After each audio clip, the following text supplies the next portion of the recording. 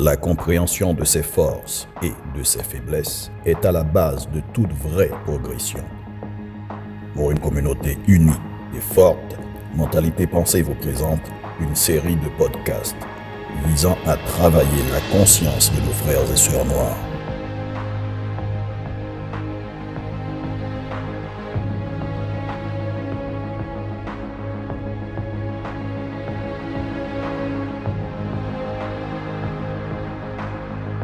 Visant à travailler la conscience de nos frères et sœurs noirs.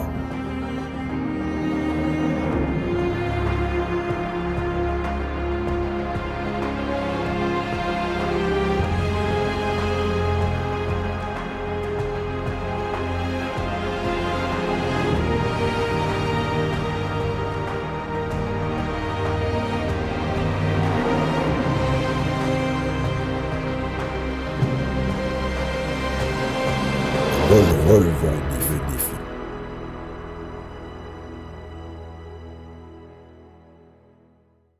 Bonjour.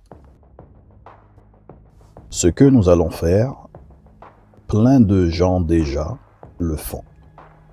Sur Internet, il y a bien sûr plein de gens de valeur et de bonne volonté, appelés des influenceurs, qui font plein de podcasts et de lives pour essayer d'éduquer, inciter et aider les gens à améliorer leur vie. Les sujets que nous allons traiter dans nos séries de podcasts ne sont pas des sujets inconnus. Ce sont des affaires que nous connaissons déjà, que nous entendons assez souvent, mais que nous n'accordons jusque-là pas vraiment de l'importance. Des notions pourtant substantielles et fondamentales, mais qui généralement restent abstraites et qui généralement aussi restent seulement au niveau de l'intellect après les avoir entendus. L'intellect se rapporte aux connaissances, à la quantité d'informations accumulées dans le mental et à la capacité de raisonner par rapport à ces informations. L'intellect a une vue partielle de la réalité. Il participe toutefois à l'intelligence. L'intellect, c'est quand on dit « je sais des choses, je connais des choses ». L'intellect est donc une simple accumulation d'informations venant des autres, venant du dehors, et qui sont mémorisées. L'intelligence, elle, est la capacité de répondre à une situation spontanément, dans l'instant présent. La capacité d'aller au-delà, la capacité d'avoir une vue globale d'une situation, d'une réalité. Ce qui fait que dans chaque situation, on peut être intelligent ou ne pas l'être. L'intelligence, c'est une vision pénétrante. C'est une faculté de perception et de discernement qui permet de voir différemment, sans conditionnement, au-delà des traditions, au-delà des coutumes, au-delà des doctrines, au-delà des dogmes et au-delà de l'intellect. Notre but donc est vraiment de faire appel à votre intelligence. Notre but avec nos séries de podcasts est vraiment d'aller au-delà de l'intellect, au-delà du simple fait d'entendre les intervenants parler, mais d'activement toucher l'écoute, de toucher la conscience des gens qui vont les écouter. Il y a une nette différence entre entendre et écouter. Écouter, c'est là que ça se passe. C'est vraiment là qu'on commence à vraiment comprendre, à prendre conscience et à vouloir agir concrètement pour le mieux.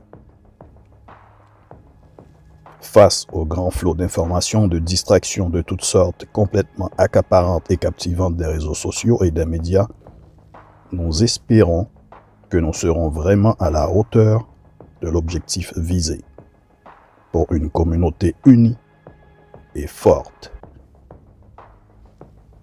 Au fil des séances, chaque séance durera environ 1 heure, nous aurons divers intervenants de diverses nationalités noires et des experts noirs en neurosciences, économie, psychologie, PNL, croissance personnelle, historiens, etc. Et chaque séance se déroulera autour d'un thème spécifique. Nous vous demandons donc de vous abonner à notre chaîne YouTube pour être informé de la disponibilité de chaque nouvelle séance. Et nous vous demandons de rejoindre la communauté Noir Plus sur Facebook en cliquant sur le lien. Nous sommes et resterons ouverts à toute suggestion, commentaire ou critique constructive dans le respect. Nous vous souhaitons une bonne écoute.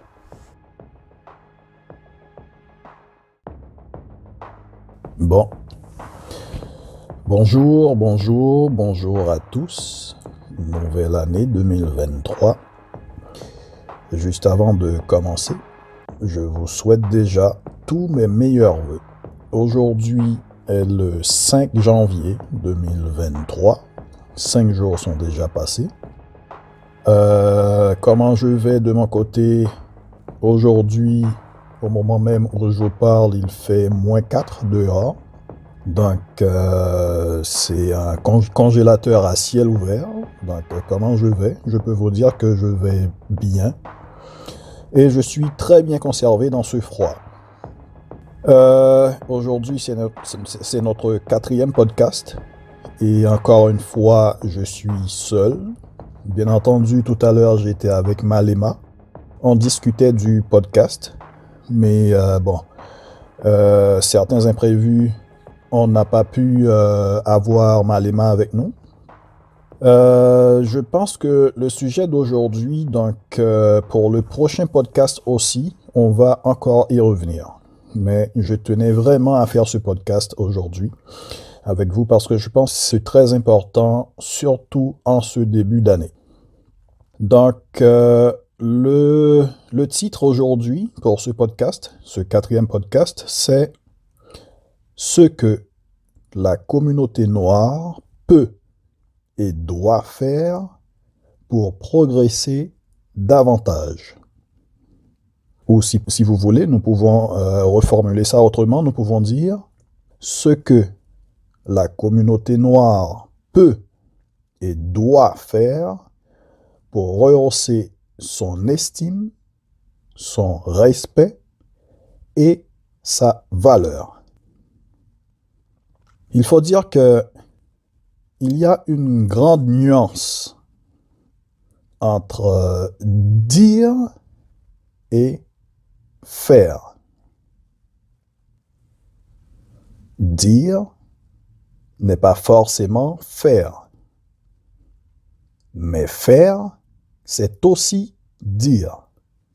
Et c'est pour cela justement l'expression « beaucoup plus facile à dire qu'à faire ». Au cours de la fin des années 1970, 2 Américains, l'un du nom de Richard Bandler, qui lui était docteur en mathématiques et en psychologie, et il était aussi un cybernéticien, c'est-à-dire, un cybernéticien, c'est un spécialiste de la cybernétique. En fait, la cybernétique, c'est une science qui étudie les dispositifs de régulation, de communication et d'interaction chez les êtres vivants, et qui prend en compte leur comportement global, afin d'expliquer ces interactions à d'autres champs scientifiques tels que la biologie ou l'économie, par exemple. Et l'autre Américain était du nom de John Grinder, qui lui aussi, il était un docteur en psychologie et en linguiste. Ces 2 hommes-là, ils avaient décidé de mettre en commun leurs forces, leurs connaissances et leurs compétences pour analyser les communications et interactions des gens entre eux, particulièrement des professionnels de la communication. Le fait intéressant et important dont je veux attirer votre attention est que la base de tous les travaux de ces messieurs-là, le point clé de l'approche de ces messieurs, est que leur approche dit ceci: nous ne nous intéressons pas à ce que les gens disent, mais à ce qu'ils font vraiment. Puis, nous construirons des modèles de ce que nous avons observé. Et leur travail a donné l'approche que vous avez sans nul doute déjà entendu parler, qui s'appelle la PNL, la programmation neuro-linguistique, qui est une approche de communication et de changement. Ceci, c'est pour vous dire que, avec cette série de podcasts, nous sommes dans une démarche de faire vraiment. Nous sommes conscients, nous sommes bien conscients que les sujets que nous traitons ne sont pas des sujets divertissants et peuvent même être très dérangeants pour certains de nos frères et sœurs, parce que nous projetons la lumière sur des points et des aspects qu'eux-mêmes ils préféreraient et ne voudraient pas voir. Dans le podcast 2, justement, j'avais parlé des fois où on dort, on rêve et que c'est tellement bon, on ne veut surtout pas être réveillé. En ce sens, les points que je vais mettre en évidence aujourd'hui ne vont probablement pas être agréables à l'oreille de certains de nos frères et sœurs. Mais, comme je l'avais déjà mentionné, pratiquer la politique de l'autruche ne nous mènera nulle part en termes de progrès et de valorisation. Voir ses forces et ses faiblesses bien en face est capital pour bien y travailler et avancer. Sinon, ce sera encore et toujours les mêmes rengaines. Aujourd'hui, j'ai relevé plusieurs points très importants que la communauté noire doit travailler. Comme premier point, je dis que la communauté noire doit comprendre qu'un noir à lui tout seul ne peut pas améliorer les conditions sociales ni rehausser l'estime et la valeur de la communauté noire. Les gens ont souvent tendance à penser, à remettre la charge, la responsabilité, à compter sur une seule personne pour améliorer les conditions sociales de toute la communauté, comme en politique par exemple. Mais une personne toute seule n'y peut rien globalement et ne pourra jamais rien, quelle que soit sa bonne volonté. Au contraire, cette personne-là, toute seule, risque plutôt de se faire une très mauvaise réputation et se faire haïr par la communauté parce que justement, toute seule, elle ne pourra pas répondre à toutes les attentes des gens de la communauté. Exemple flagrant et incontestable, Jésus-Christ. Un seul ne peut pas. Par contre, un groupe, un grand groupe, collaborant dans une même vision et objectif, peut. Mon deuxième point, c'est que la communauté noire doit comprendre que chaque noir a son rôle et sa responsabilité et sa part de contribution à apporter au rehaussement de l'estime et de la valeur de la communauté noire. Que ce n'est pas l'affaire de quelques-uns d'entre nous, mais de nous tous. Certains peuvent penser et se dire, bon, moi, pourvu que nous mangions à notre faim, nous avons un emploi, nous recevons régulièrement notre salaire et que nous pouvons nous acheter de beaux vêtements, rouler une belle voiture et habiter un bel appartement ou une belle maison, poster de belles photos et des lives sur Facebook, TikTok, Snapchat et Instagram. Le respect et la valorisation de la communauté, s'organiser et s'y impliquer, ce n'est pas important.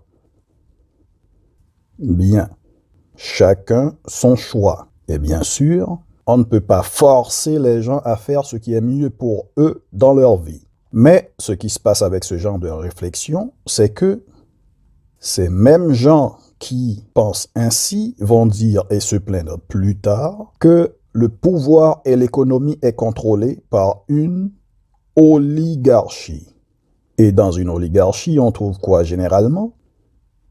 Soit des plus conscients, soit des plus avisés, soit des plus intellectuels, soit des plus riches, soit des plus civilisés, soit des plus productifs, soit des plus scientifiques, etc., à remarquer qu'il y a toujours un plus, un quelque chose en plus, par rapport à la grande majorité qui souvent refuse aussi d'être plus. À celui qui n'a pas, on ôtera même ce qu'il croit avoir. À celui vous remettez le pouvoir, il prend le pouvoir. Mon troisième point est que la communauté noire doit comprendre aussi que changement veut dire et implique accepter d'abandonner une manière de fonctionner pour adopter une nouvelle et meilleure manière de fonctionner. Donc, comprendre qu'il y a une contrepartie au changement. Si vous voulez être respecté, vous devez être respectable. Si vous voulez être valorisé, vous devez être valorisant. C'est à double sens.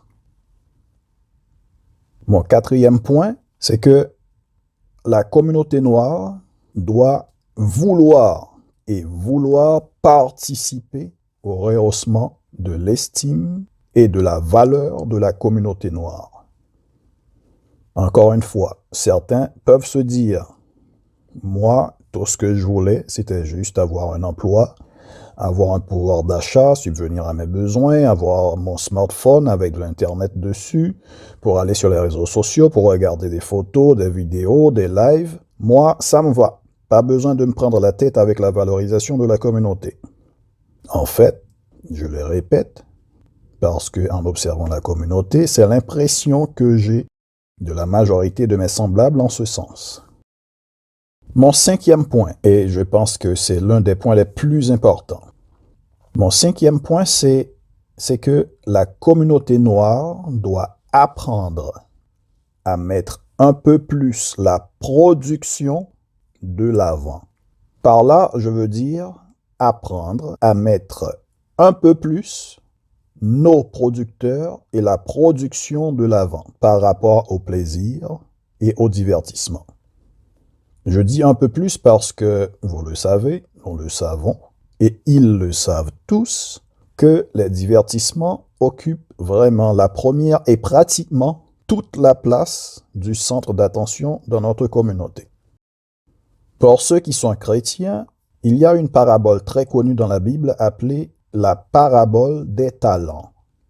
En fait, la parabole des talents, c'est un maître qui, avant de partir en voyage, appela 3 de ses serviteurs et remit au premier 5 talents, au deuxième il remit 2 talents et au troisième il remit 1 talent, selon leur capacité.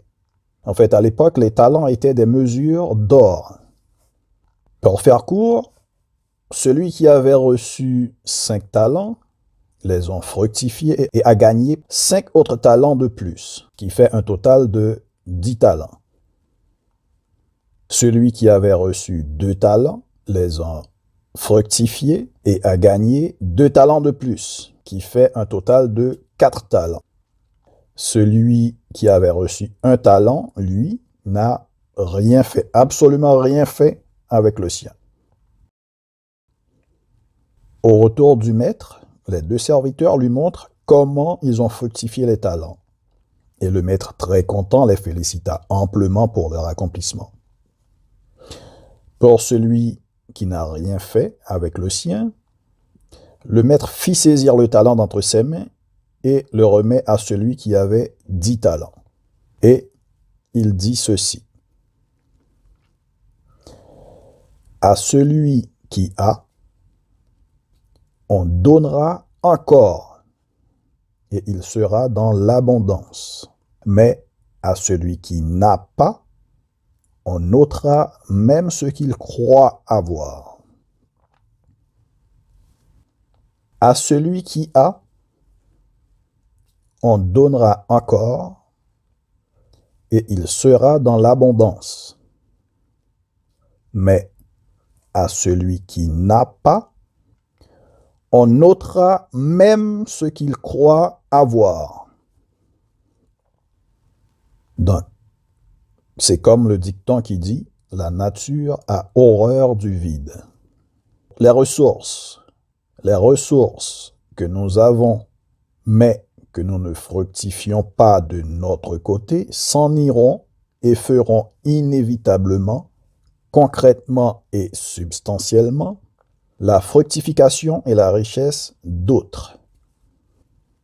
Nous ne pouvons pas, je dis bien, nous ne pouvons pas nous payer le luxe de continuer à tomber dans les pièges de la superficialité véhiculée par les médias pour renforcer illusoirement notre valeur globale.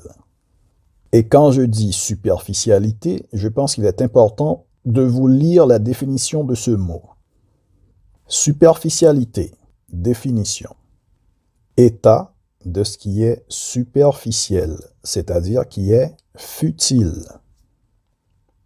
Futile, définition, qui n'est pas essentiel, qui s'attache à des choses sans conséquence. Bien sûr, pour un grand nombre d'entre nous, la superficialité est devenue tout à fait importante, extrêmement importante. C'est ancré dans le subconscient, rendu un conditionnement qui fait que c'est ce que veulent les gens.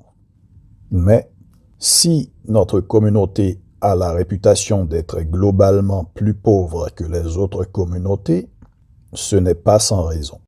Chers frères et sœurs noirs, il faut savoir faire la part des choses et les ajuster, car cela affecte substantiellement nos comportements et nos résultats aux yeux du monde. Dans le dernier podcast, j'avais parlé du docteur Kenneth McFarland qui disait que 95% des gens préféreraient mourir que de penser clairement. Si vous ne l'avez pas remarqué, de nos jours, l'argent n'occupe plus substantiellement la première place dans la vie des gens, et même Dieu. Quand je dis substantiellement, je parle du concret, de ce que font vraiment les gens par rapport à ce qu'ils disent, comme le dit la PNL. Le concept des réseaux sociaux, les réseaux sociaux ont détrôné à la fois l'argent en termes de priorité et même Dieu. Bien entendu, beaucoup ne seront pas d'accord avec moi. De nos jours, la priorité en tête de liste est d'avoir des vues et des likes, que les gens soient des influenceurs ou non. Mieux vaut avoir de belles photos avec plein de likes, montrant des styles de vie luxueux, que d'avoir vraiment de l'argent. La priorité, c'est être vu. Et les médias promeuvent ce type de comportement. Les gens sont maintenant payés pour produire plus de contenu, pas forcément des sujets vraiment utiles ou profitables, pourvu que cela ramène beaucoup plus de gens à consacrer toute leur attention au site et les gens s'enfoncent. Et les comportements récompensés ne changeront pas ou prendront beaucoup de temps avant qu'ils changent. Qu'est-ce qui se passe avec ça? C'est que les gens de notre communauté s'enfoncent de plus en plus dans la superficialité, pendant que d'autres communautés s'enrichissent vraiment de façon substantielle de cette superficialité-là. Et le génie dans ce modèle d'affaires, c'est que les compagnies n'ont pas besoin de créer des contenus, mais elles empochent des milliards et des milliards de dollars. Les entreprises des communautés qui produisent concrètement peuvent donc avoir plus de consommateurs. Ainsi, elles produisent plus et leur communauté s'enrichit davantage. De notre côté, dans notre communauté, nous renforçons notre comportement plus consommateur que producteur. Nous affichons et nous nous contentons d'afficher nos beaux vêtements, nos beaux habits, nos belles voitures, etc. Produits fabriqués par d'autres communautés comme preuve de notre valeur. Ce que je vais dire, bien entendu, je plaide aussi coupable, j'en fais partie, pour montrer notre valeur et notre fierté, nous ou la majorité de nos frères et sœurs noirs, nous affichons, nous montrons et nous faisons gratuitement la publicité pour des produits de luxe, produits par qui? Par d'autres communautés. Donc, nous sommes plutôt fiers d'enrichir d'autres communautés.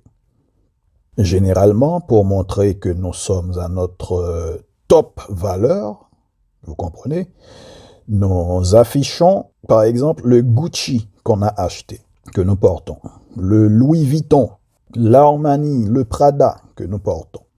C'est ça pour montrer notre top valeur. Question. Combien de marques ou de produits de luxe noirs que nous connaissons vraiment et qui sont admirés et aussi promotés par nos frères et sœurs noirs? Sauf si je ne m'en suis pas informé, en tout cas, de mon côté, pas beaucoup, en tout cas. Bon, en fait, je ne connais pas, pratiquement pas, de mon côté. Autre question, est-ce que c'est parce que nous n'en avons pas, de notre côté, de bons et raffinés stylistes? Je suis sûr que nous en avons plusieurs. Que faisons-nous, nous, de notre côté? Que produisons-nous, nous, de notre côté? Qu'enseignons-nous à nos jeunes en ce sens?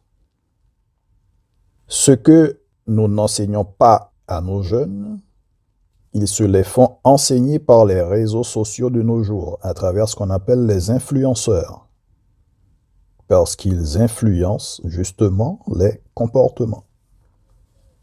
Remarquez que elles, c'est-à-dire les communautés qui produisent les produits que nous admirons tant pour flatter notre ego, par le fait que ces communautés-là produisent des objets de valeur, ces communautés-là sont automatiquement valorisées comme communautés.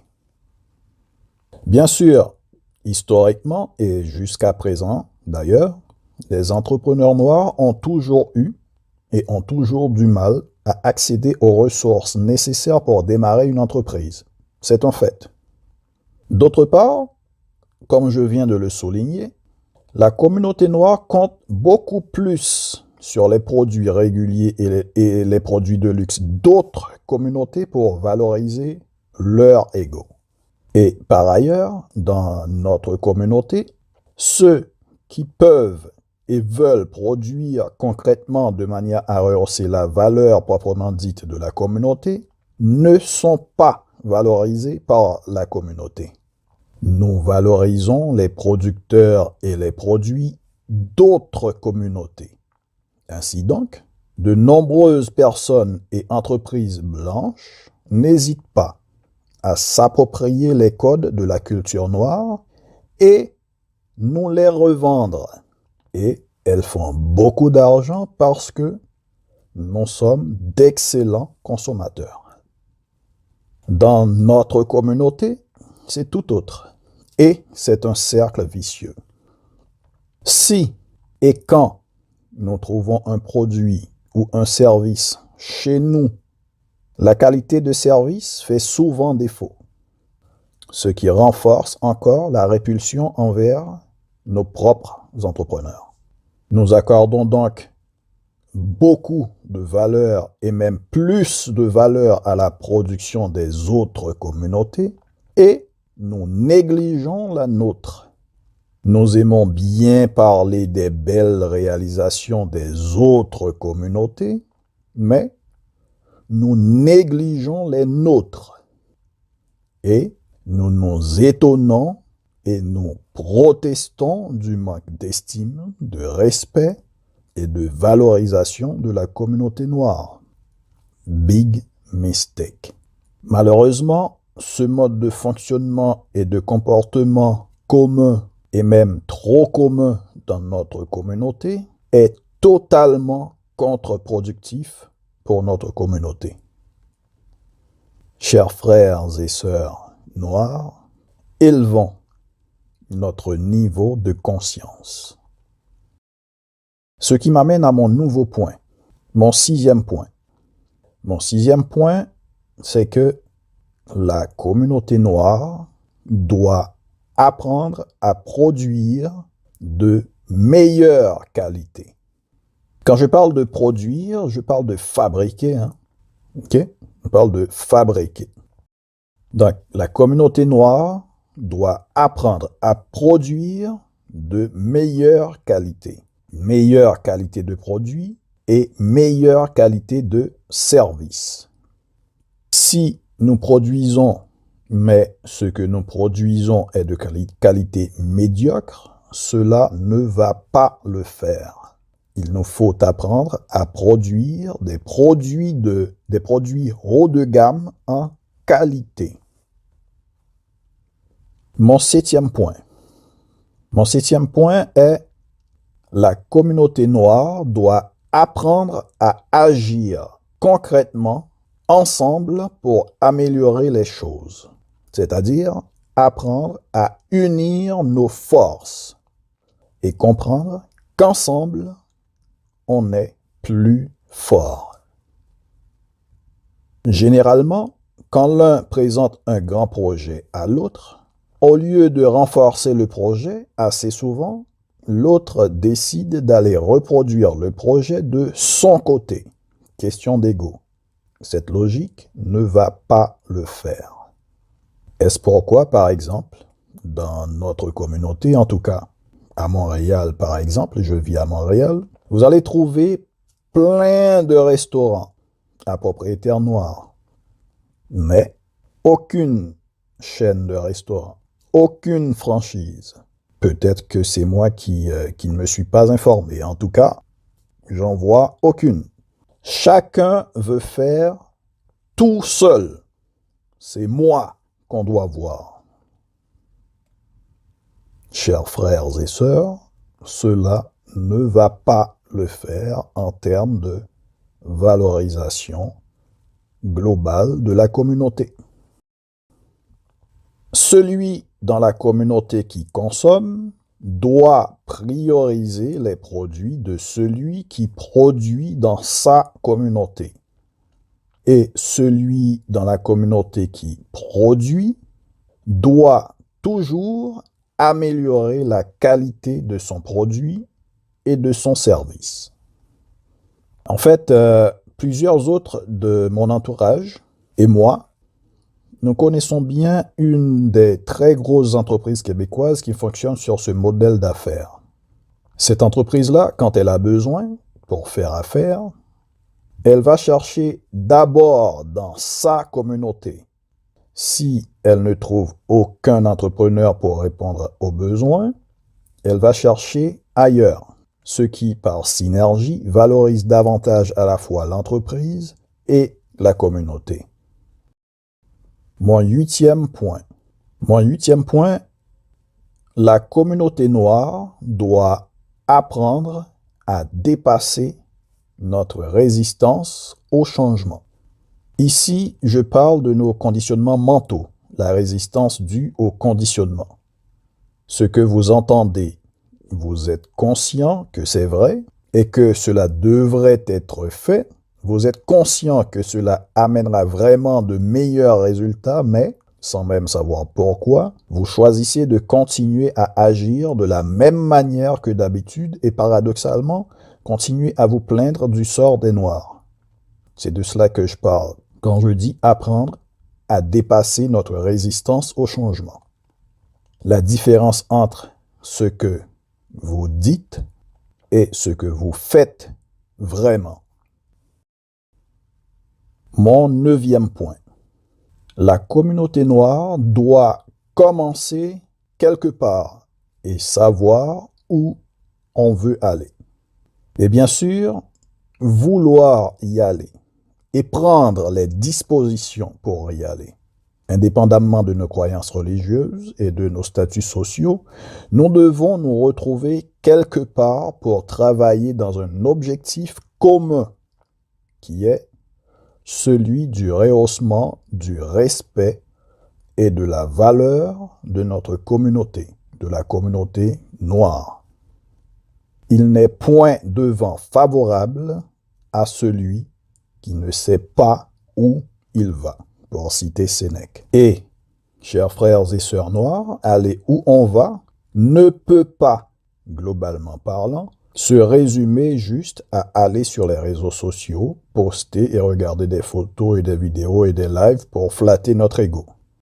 Oui, mais aussi, essayons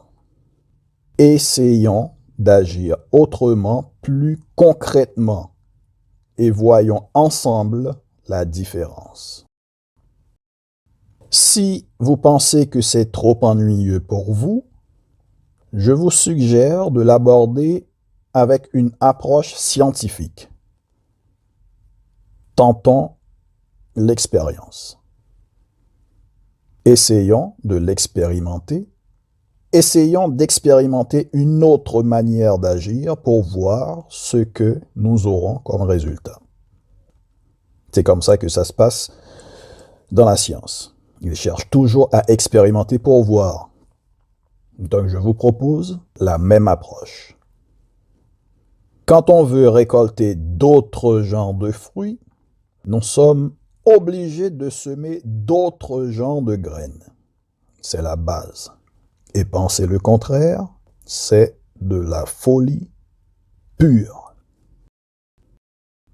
Nous avons certes plusieurs Noirs compétents de notre communauté et plusieurs organismes noirs qui travaillent pour la communauté. Mais ils le font chacun de leur côté.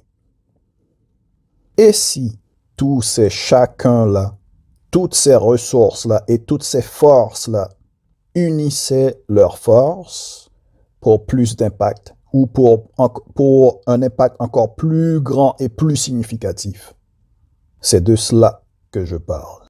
Et c'est possible si nous le voulons, si nous avons vraiment la volonté.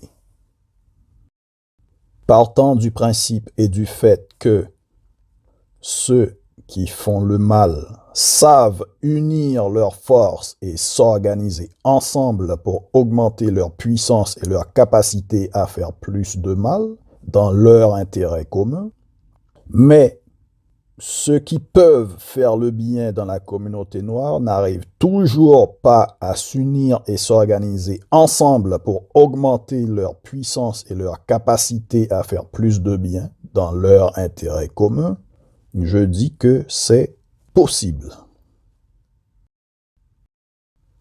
Tout ce qu'on vient de dire est beaucoup plus facile à dire qu'à faire, me direz-vous. Je vous répondrai alors que, au début de la République populaire de Chine en 1949, la quasi-totalité de la population chinoise vivait dans la pauvreté. À la toute fin des années 1970, il y a eu des réformes économiques qui ont été lancées et la population chinoise a commencé à expérimenter de grands changements. Entre 1978 et 2015, environ 37 ans, la Chine est passée d'un statut de pays pauvre en voie de développement à celui d'une économie émergente. Et actuellement, vous savez c'est quoi la position et le poids de la Chine dans l'économie mondiale. La Chine a encore, bien sûr, encore de graves problèmes à régler, mais ils ont pris sur eux-mêmes concrètement pour régler leurs problèmes jusque-là. Donc, si quelqu'un me dit beaucoup plus facile à dire qu'à faire, je vous rappelle que ceux qui progressent et qui réussissent, ce ne sont pas des gens ou des pays ou des communautés qui n'ont pas de problème, mais ce sont des gens ou des pays ou des communautés qui ont su prendre concrètement sur eux-mêmes pour résoudre concrètement leurs problèmes et avancer. Donc, plus facile à dire qu'à faire, c'est selon les membres de la communauté noire, selon leur mental et leur implication personnelle dans la résolution, l'amélioration du problème.